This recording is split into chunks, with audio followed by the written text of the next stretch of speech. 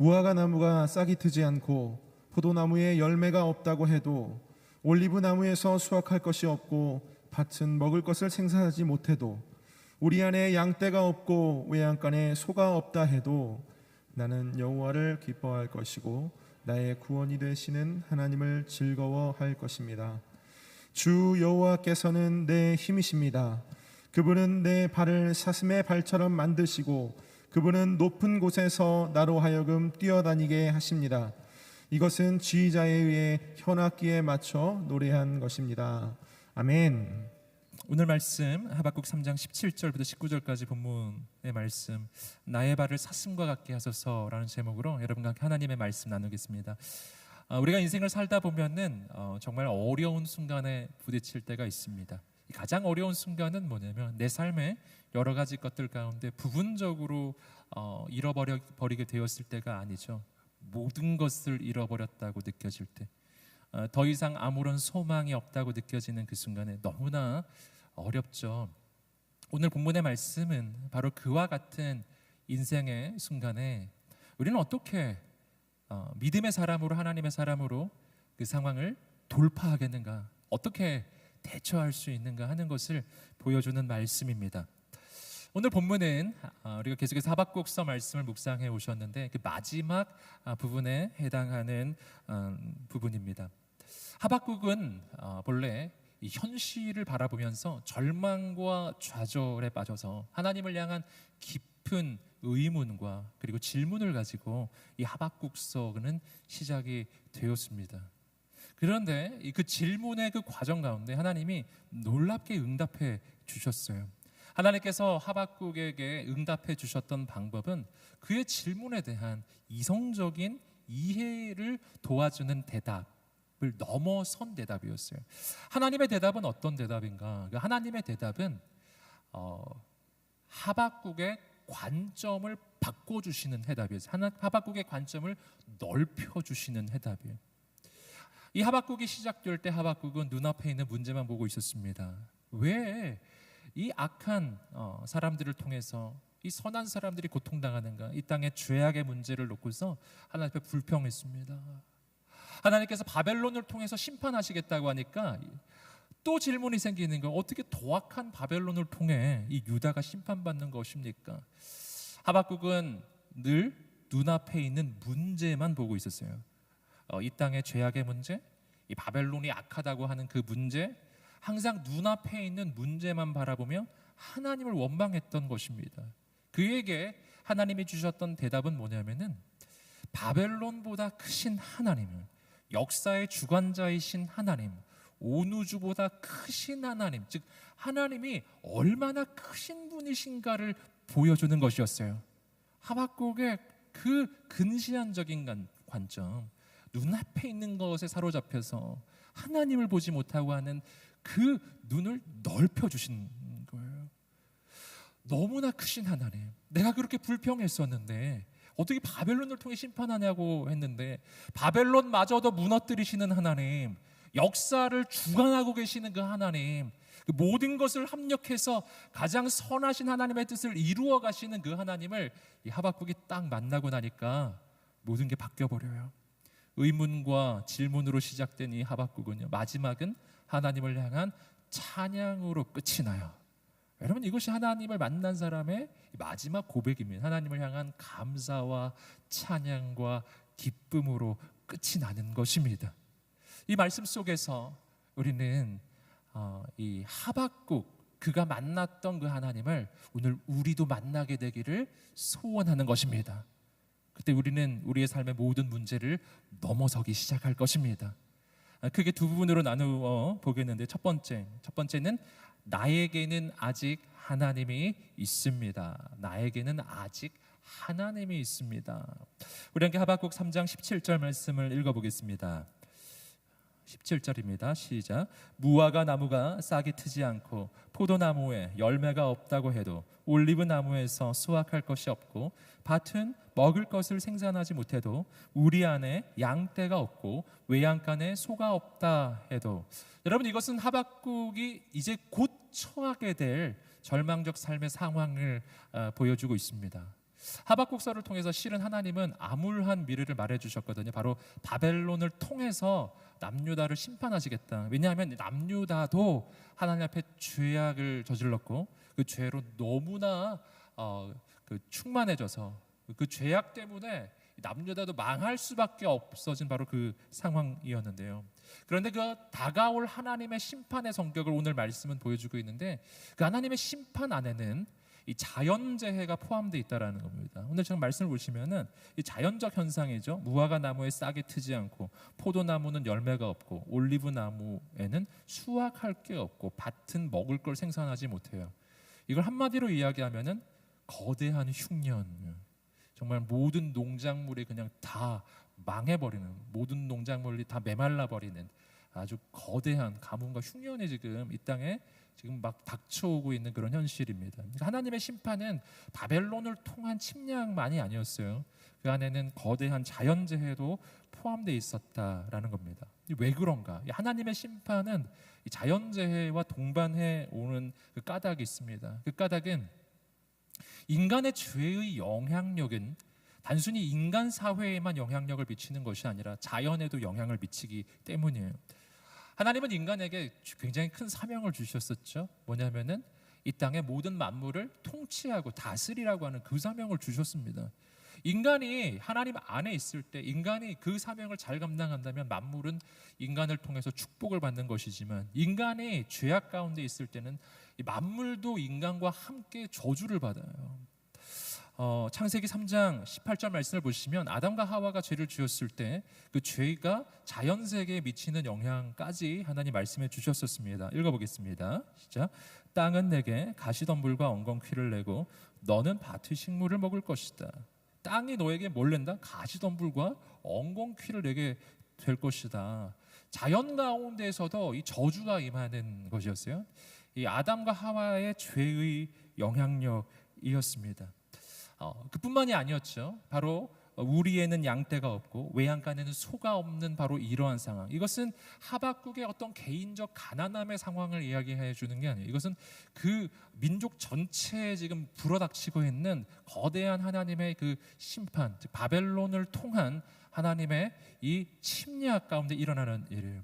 전쟁의 상황인 것이죠. 바벨론이 남유다를 휩쓸고 지나가면서 뭐 나만 아는 게 있겠습니까? 모든 것을 다 빼앗겨 버리는 상황이죠. 그리고 포로가 돼서 끌려가는 상황. 뭐 단순히 우리의 양 없고 이 정도 문제가 아닌 거예요. 집도 잃고 땅도 잃고 모든 걸 잃어버리고 완전히 포로로 끌려가게 되는 그런 상황이 이제 곧 도래하는 겁니다. 지금 하박국은 그 상황을 지금 미리 예견하고 있는 거예요. 여러분, 바로 이러한 절망적 상황이에요.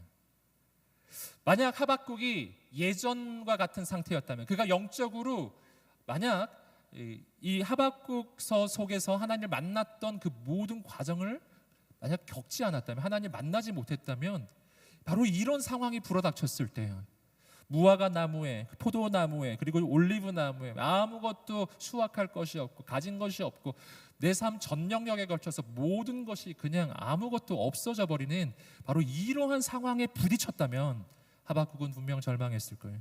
분명 낭망했을 것입니다. 정말 처절하게 하나님을 의심했을 거예요. 정말 그 인생은 무너져 버렸을 것입니다. 그런데요, 오늘 말씀을 보시면 그렇지 않은 거예요. 분명히 인간적인 관점으로 봐서는 쓰러져야 정상이에요. 지금 이 정도쯤이면은 완전히 무너져 있었어야 하는 거예요. 완전히 절망해 있어야 하는 거예요. 이제 더 이상 하나님 예배하는 것도 정말 소용없는 바로 그러한 상황 속에 처해져야 되는 게 맞는데 오늘 말씀을 보시니까 아닌 거예요. 쓰러져 있을 줄 알았던 그 자리에서 하박국은 벌떡 일어나 있는 거예요. 분명히 절망하고 있어야 되는데 소망을 품고 있는 것입니다. 분명히 울고 있어야 하는데 기뻐하고 있는 거예요. 완전히 다른 반응이에요. 여러분, 상황의 지배를 받는 인생이 아니라 상황을 통치하고 다스리는 인생이에요. 현실 앞에 무릎을 꿇는 인생이 아니라 그 현실을 뚫고 나가는 좀 강력한 하나님의 능력을 소유한 그런 사람의 모습이 오늘 본문의 말씀에서 발견하는 이 하박국의 모습입니다.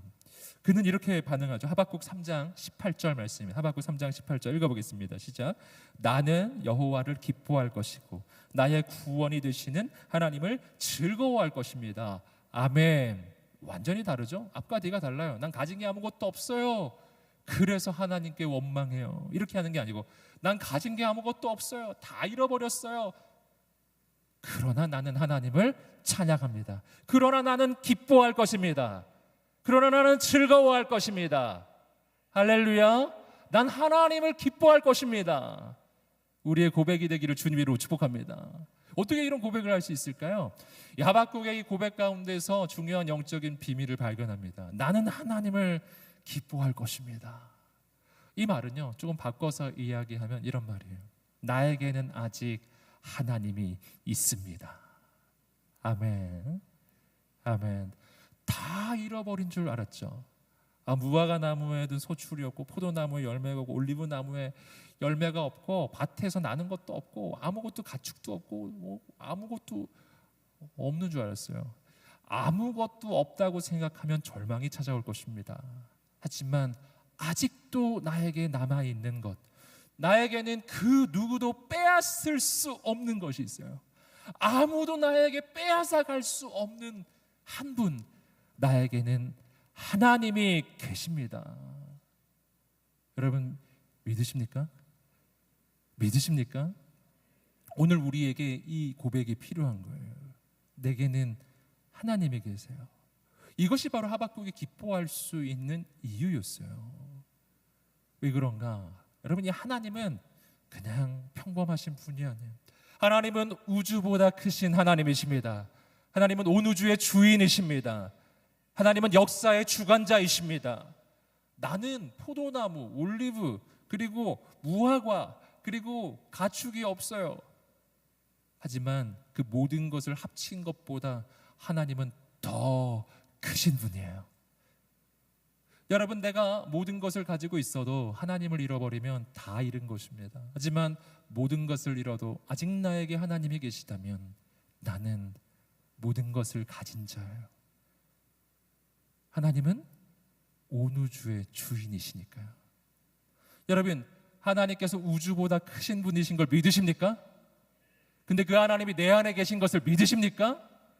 그러면은 하나님이 내 안에 계시면 온 우주보다 크신 분이 내 안에 오셨으니까. 여러분, 나는 잃어버려도 잃어버린 게 아닌 거예요. 무언가 없어져도 없어진 게 아닌 거예요. 내가 가진 하나님이 너무 크시기 때문이에요. 여러분, 성경을 보시면 이 하나님을 향한 이 담대한 이 확신, 그 확신이 있는 사람이 어떤 모습인가 하는 걸 보여주는 곳이 있습니다.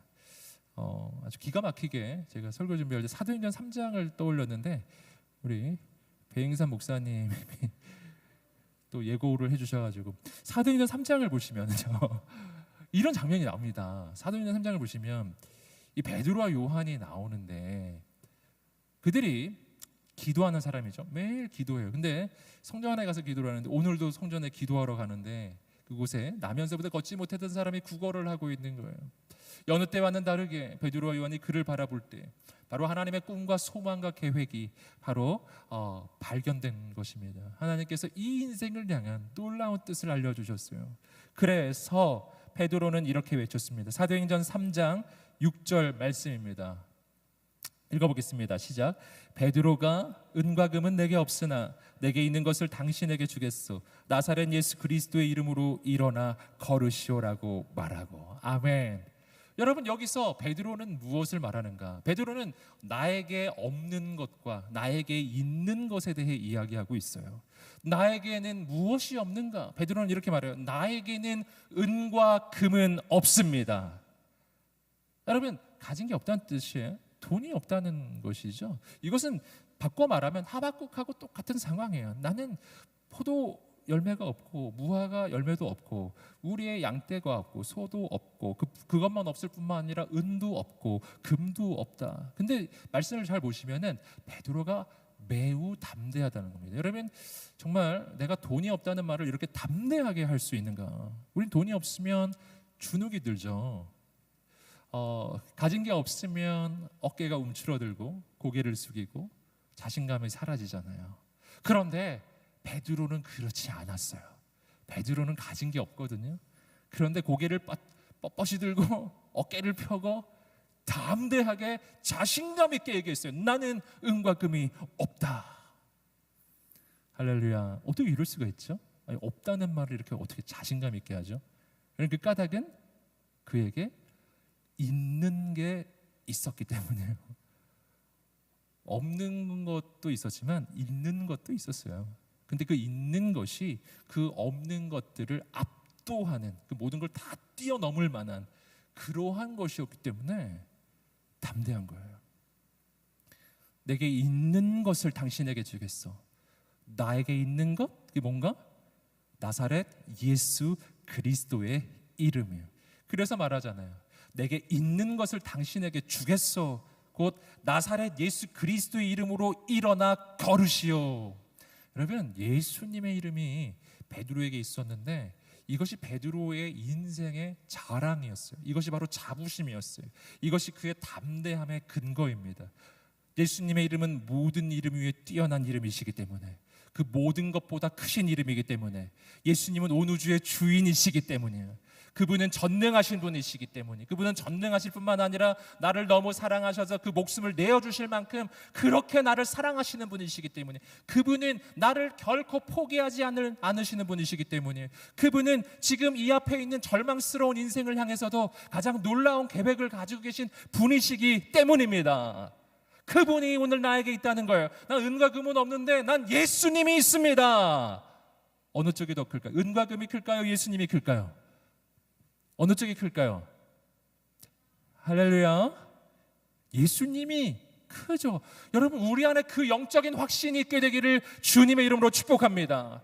이것이 바로 오늘 우리 인생의 절망의 상황에서, 낭망의 상황에서 오늘 그 모든 것을 이겨낼 수 있는 그 능력이라는 거예요. 우리의 관점이 바뀌어야 한다. 내게 무엇이 있는가를 보라라는 것입니다. 여러분, 정말 이 코로나의 시기 가운데 어려운 분들이 많죠. 격려합니다. 당신에게는 아직 예수님이 계십니다. 누구도 당신에게 예수님을 빼앗을 수 없어요. 그 주님으로부터 새 역사는 시작될 것입니다. 여러분, 하나님께서 끝이라고 말씀하시기 전에는 끝난 게 아니에요. 우리 인생은 아직 끝난 게 아니에요. 여러분, 하박국이 보고 있는 그 현실은요, 민족이 망하고 있는 현실이었어요. 거대한 제국 바벨론에 의해서 이 민족이 이제 곧 망할 풍전등화와 같은 현실. 바벨론을 보니까 이 나라는 영원히 안 망할 것 같아요. 우리나라를 보니까 이건 완전히 망해버리는 나라예요. 여러분, 바로 이러한 상황에서 이 하박국이 봤을 때는 우리나라는 끝났다 이렇게 여겨지지 않았을까요? 여러분, 그런데 하나님께서 임하시고 그 하나님의 눈으로 이 모든 상황을 다시 보기 시작하면 끝난 게 아닌 거예요. 여러분, 우리는 알고 있습니다. 하박국의 시대에 인간이 보기에는 이스라엘의 역사는 끝난 것처럼 보였겠지만, 그러나 그러지 않았어요. 이스라엘 민족은 끝난 게 아니에요. 70년 만에 그 포로 상태에서 돌아올 것입니다. 그뿐만이 아니라 아까도 말씀드렸지만 신구약 중간기 400년의 시기를 지나고 나면 예수 그리스도가 이 땅에 오시는 거예요. 그리고 교회의 역사가 시작되고 선교의 역사가 시작돼요. 그리고 하박국 시대에는 정말 하나님의 사람은 끝났구나라고 생각했지만 그렇지 않았어요. 더 놀라운 영적 부흥의 역사가 신약 시대를 통해서 이 땅 가운데 더 놀랍게 시작되고 이루어진 줄 믿습니다. 우리가 바로 그 결과물들이잖아요. 이 하박국이 꿈도 꿀 수 없었던 그 영적 부흥과 놀라운 생명과 부흥의 역사가 전 세계를 통해서 일어나고 있습니다. 할렐루야. 끝난 게 아니라니까요. 여러분, 오늘 우리의 그 인생 가운데 아직 하나님이 계십니다. 이 하박국이 그 확신이 있기 때문에 이렇게 말하는 거예요. 난 하나님 때문에 기뻐합니다. 즐거워합니다. 하나님 때문에 기뻐합니다. 아멘. 여러분, 우리에게 그 기쁨이 있게 되기를 주님의 이름으로 축복합니다. 여러분 정말 이 예배가 마치고 나가실 때는 어깨를 펴고 고개를 들고 담대하게 할렐루야, 나에게는 예수님이 계십니다. 이 담대한 이 확신을 가지고 정말 여러분의 삶 가운데 새 역사가 시작되기를 축복합니다. 두 번째, 문제 위를 뛰게 하시는 하나님, 문제 위를 뛰게 하시는 하나님. 우리 함께 19절 말씀 읽어보겠습니다. 19절 시작. 주 여호와께서는 내 힘이십니다. 그분은 내 발을 사슴의 발처럼 만드시고 그분은 높은 곳에서 나로 하여금 뛰어다니게 하십니다. 이것은 지휘자에 의해 현악기에 맞춰 노래한 것입니다. 자, 오늘 말씀은 비유적 표현을 통해서 우리 인생에 부딪히는 이 어려운 상황 가운데 하나님이 우리에게 어떻게 해주시는가, 하나님의 방법을 지금 말해주고 있습니다. 이 말씀 먼저 이렇게 시작하고 있어요. 주 여호와께서는 내 힘이십니다. 하나님이 나의 힘입니다. 하나님이 나에게 힘이 되시는데, 근데 어떤 방식으로 힘이 되어 주시는가, 이게 중요한 거예요. 어떤 방식으로 하나님은 나에게 힘이 되시는가. 두 가지 방식이 있거든요. 두 가지 방식. 내 문제에 부딪힌 나에게 찾아오셔서 이 문제를 없애주시는 방식이 하나 있고요. 두 번째 방식이 있어요. 두 번째 방식은 이 문제를 능히 감당할 수 있는 사람으로 나를 세워주시는 방식이 있어요. 자, 오늘 말씀에서는 이 하나님의 방식을 비유적으로 지금 표현하고 있는데, 어떻게 표현하냐면 이렇게 하고 있어요. 그분은 내 발을 사슴의 발처럼 만드시고 그분은 높은 곳에서 나로 하여금 뛰어다니게 하십니다. 자, 여기서 이 높은 곳이라는 건 뭔가, 이 비유를 지금 하고 있어요. 사슴이 높은 곳을 막 뛰어다니고 있는 장면을 한번 그려보시면 되겠는데, 여기서 높은 곳이라고 하는 것은 그 이스라엘 지역의 이 지형으로 봤을 때, 이스라엘 지역은 대부분 이 척박한 광야와 같은 그 지형을 가지고 있는데, 그 광야와 같은 지역을 가보시면은 어떤 상황이냐면은 돌로 된 산, 바위로 된 산들이. 그래서 그곳에 있는 산들은 굉장히 험준해요. 굉장히 험준하고 매우 험하다는 겁니다. 바위로 된 산. 그러니까 인간이 다닐 수가 없어요. 그런 산은 굉장히 위험한 산. 정말 그냥 다니다가는 정말 다치기가 십상인 거예요. 그러니까 이거는 목숨 걸고 다녀야 되는 그런 산들. 그런데 그곳을 사슴은 어떻게 한다? 뛰어다닌다. 그냥 막 안방처럼 막 뛰어다닌다. 그냥 막 거침없이 막 뛰어다닌다. 어떻게 그럴 수 있죠? 사슴의 발과 인간의 발이 다르기 때문이죠. 사슴에게는 발이 있는데 무슨 발? 거기에는 발굽이 있어요. 사슴은 발굽이 있어요. 그래서 아무리 험해도 발이 다치지 않는 거예요. 또한 그 험한 곳을 뛰어다닐 수 있는 튼튼한 이 근육과 힘줄을 소유하고 있는 거예요. 그러면 더 이상 그 험준한 그 바위산들, 그 높은 곳들이 더 이상 나에겐 위협이 아닌 거예요. 인간에겐 그게 위협이, 인간에게는 갈 수 없는 거죠. 어떻게 해도 갈 수가 없는 거. 하지만 발굽과 튼튼한 다리를 가지고 있으면 그건 그냥 내가 다니는 길이에요. 전혀 위험하지 않고 내가 막 뛰어다닐 수 있는 내 삶의 터전이 되고, 그곳은 기쁨의 자리가 되고 즐거움의 자리가 되는 겁니다. 여러분, 놀라운 거죠. 이게 하나님의 방법이에요. 험준한 산이 있을 때 산을 없애버리는 게 아니고 내 다리를 튼튼하게 만들어 주신다. 아멘. 문제가 있을 때 문제를 없애버리는 게 아니라 내가 그 문제를 능히 감당할 뿐만 아니라 그 문제 위를 뛰어다니는 인생으로 바꿔주신다. 더 이상 문제가 아닌 거죠. 전혀 문제가 아닌, 문제라는 것은 그 문제를 내가 풀 수 없을 때 문제인 것이지, 문제가 풀리기 시작하면 전혀 문제가 아닌 거예요. 그 문제를 내가 감당하기 시작하면 전혀 문제가 아니게 돼요. 성경에 보시면 바로 이와 같은 장면이 있습니다. 마태복음 14장을 보시면은 바로 제자들이 바다 한가운데서 그 폭풍을 만나는 장면이 나옵니다. 정말 죽을 고비를 넘기고 있어요. 무슨 수를 써도 방법이 없는 겁니다. 너무너무 고통스러워하는 그 현장 가운데 예수님이 물 위를 걸어서 오셨잖아요. 이 제자들이 물 위를 걸어오시는 예수님을 발견하였어요. 이것은 하나님의 메시지였습니다. 예수님은 물 위에 계시는 분이에요. 그분은 물을 밟고 서 계신 분이었어요. 이게 무슨 뜻이냐면 아무리 파도가 거세도 예수님을 삼킬 수 없는 거예요. 왜냐하면 예수님은 창조주시니까요. 그분은 만물의 통치자예요. 여러분, 그분은 만유인력의 법칙의 지배를 받는 분이 아니라 만유인력의 법칙을 만드신 분이에요. 그 중력의 법칙을 넘어서요. 그러니까 물 위에 서 있을 수 있는 거예요. 여러분, 예수님은 창조주이십니다. 그분을 발견하는 순간 상황이 반전이 일어나죠. 그 전까지는 이 물에 빠져 죽을까 봐 너무 걱정했는데 가만히 보니까 예수님은 물 위에 계신 거예요. 그 물을 통치하시는 거예요.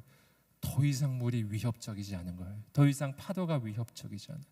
파도가 치고 있는데 파도가 위협이 안 돼요. 베드로는 그 자리에서 정말 새로운 도전을 합니다. 마태복음 14장 28절 말씀을 읽어보겠습니다. 베드로가 대답했습니다. 주여, 정말로 주이시면 제게 물 위로 걸어오라고 하십시오. 아멘. 여러분, 베드로의 고백이 180도로 지금 바뀌고 있어요. 조금 전에 죽을 고비를 넘기고 있어요. 정말 죽을 지경이었어요. 우린 여기서 다 죽는구나. 정말 어떻게 해야 여기서 빠져나가지? 지금 그 생각을 하고 있었는데 예수님을 딱 만나고 나니까 바뀌었어요. 주님, 저도 물 위를 걷게 해주십시오. 여러분, 예수님을 만나면 우리의 입술에서 모든 절망과 낭망의 언어가 사라지고 우리의 입술에 도전과 용기와 소망의 언어가 시작됩니다. 주님, 저도 걷게 해주십시오. 여러분, 청년일 때 주님을 만나게 되기를 주님의 이름으로 축복합니다. 왜 도전이 안 되는지 아시겠어요? 여러분, 풍랑이 있기 때문에 도전이 안 되는 게 아니에요. 문제가 있기 때문에 내 인생에 새로운 도전을 할 수가 없는 게 아닙니다. 예수님이 없어서 못하는 거예요.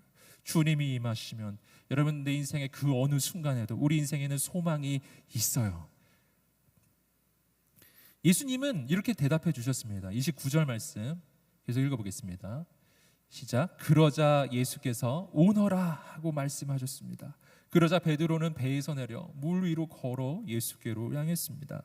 여러분, 예수님이 뭐라고 대답하셨다고요? 오너라. 놀라운 대답이에요. 여러분, 여기서 우리는 예수님이 베드로의 그 요청에 대해서 그거를 부정하지 않으신 걸 알 수 있습니다. 베드로를 보면서 절제해라 이러지 않으셨다고요. 뭘 그렇게 하려고 하니 이러지 않으셨다고요. 베드로가 도전할 때 주님은 말씀하셨어요. 오너라. 그래, 해봐. 할렐루야. 여러분, 주님은 우리가 도전할 때 기뻐하시는 분이십니다. 여러분, 베드로의 이 요청은 사실은 주님이 어쩌면 원하시는 것이었을 수 있어요. 이것이 바로 주님이 원하시는, 이것이 바로 제자들에게 주님이 가르쳐 주고 싶으셨던 교훈이에요. 주님은 단순히 그냥 풍랑을 잔잔하게 해주셔서 그냥 제자들, 죽어가는 제자들을 고쳐주시고 구해주시는 거, 여러분, 이것만이 주님의 목적이 아니라는 거예요. 여러분, 주님은 우리에게 오셔서 이 위기 가운데 우리를 그냥 겨우 건져주셔서 우리는 맨날 위기 가운데서 건짐만 받는 인생, 맨날 구조받는 인생, 늘 하나님을 향해서 SOS만 치는 인생, 여러분, 이러한 인생으로 하나님이 우리를 부르신 게 아니라는 겁니다. 주님 어떤 인생으로 우리를 부르셨는가? 물 위를 걷는 인생을, 폭풍 위를 걷는 인생으로, 그 폭풍을 다스리는 인생으로. 너희는 그렇게 할 수가 있다. 너희는 이 폭풍 속에서 죽지 않을 뿐만 아니라 그 위를 걷는 인생이다. 내가 너희를 세운 거야. 이렇게 주님이 제자들에게 말씀해 주고 싶으셨던 것 같습니다. 그러니까 베드로의 요청을 거절하지 않으셨어요. 오너라. 그 무리를 걷기 시작했어요. 여러분, 이것이 바로 하나님의 역사입니다. 여러분, 예수 안에 있으면 문제는 나를 삼킬 수 없어요. 예수 안에 있으면 파도가 나를 삼킬 수 없는 것처럼 예수 안에 있으면 그 파도 위로 길이 열려요. 예수 안에 있으면 내가 부딪힌 그 문제 위로 길이 열려요. 예수 바깥에 있을 때는 나는 그 파도 속에 빠져들어서 죽을 수밖에 없는 인생이에요. 그 문제 속에 빠져가지고 죽을 수밖에 없는 인생이에요. 하지만 예수 안에 있으면 어떤 일이라는가? 폭풍은 사라지지 않아요. 폭풍은 여전히 있었습니다. 폭풍이 있느냐 없느냐가 중요하지 않아요. 예수 안에 있으면 더 이상 폭풍이 문제가 안 돼요. 왜냐하면 나는 그 폭풍 위로 걸어가는 인생이니까. 무슨 문제가 되겠어요? 그 폭풍 위를 뛰는 인생인데요. 오늘 나는 그 문제 가운데 빠져든다면 문제는 문제가 될 거예요. 하지만 내가 그 문제 위를 뛰어다니기 시작한다면, 내가 그 모든 것을 통치하기 시작한다면, 내게 예수님이 계시다면 문제는 더 이상 문제가 아닌 것입니다. 여러분, 하나님께서는 오늘 우리의 인생을 그렇게 세워주시는 줄 믿습니다. 여러분, 하박국은 그런 하나님을 만나고 있는 거예요. 여러분, 하나님께서는 하박국을 대하실 때 너가 지금 부딪히고 있는 이 문제를 내가 없애주겠다라고 약속하거나 말씀해 주신 건 아니에요. 하지만 하박국에게 약속해 주신 것은 이 모든 것을 뛰어넘는 인생으로 내가 너를 세워주겠다고 약속해 주시는 것입니다. 여러분, 바로 이러한 한 사람이, 여러분, 이러한 사람을 통해서 하나님께서는 새로운 시대를 여시는 줄 믿습니다. 새로운 시대가 준비되어 있어요. 여러분, 하나님이 예비하신 새로운 시대가 있습니다. 분명히 있어요. 지금도 있어요. 여러분, 하나님을 기대하십시오. 하나님 소망하십시오. 상상도 할 수 없는 하나님의 역사가 일어날 것입니다. 다만 우리에게는 새로운 관점이 열려져야겠다. 하박국에게 하나님이 알려주셨던 것처럼 그런 새로운 관점, 내가 가진 것에 끌려다니는 인생이 아니고, 여러분, 세상 욕심에 끌려다니는 인생이 아니고, 하나님의 눈으로 내 삶의 상황을 바라보고 믿음으로 일어나는 사람, 믿음의 도전을 하는 사람이, 현실 앞에 무릎 꿇지 않고 그 모든 것을 뚫고 나가는 하나님의 사람. 오늘 우리가 그런 인생이 되시기를 주님의 이름으로 축복합니다. 우리가 함께 이 찬양을 함께 하면 좋겠습니다.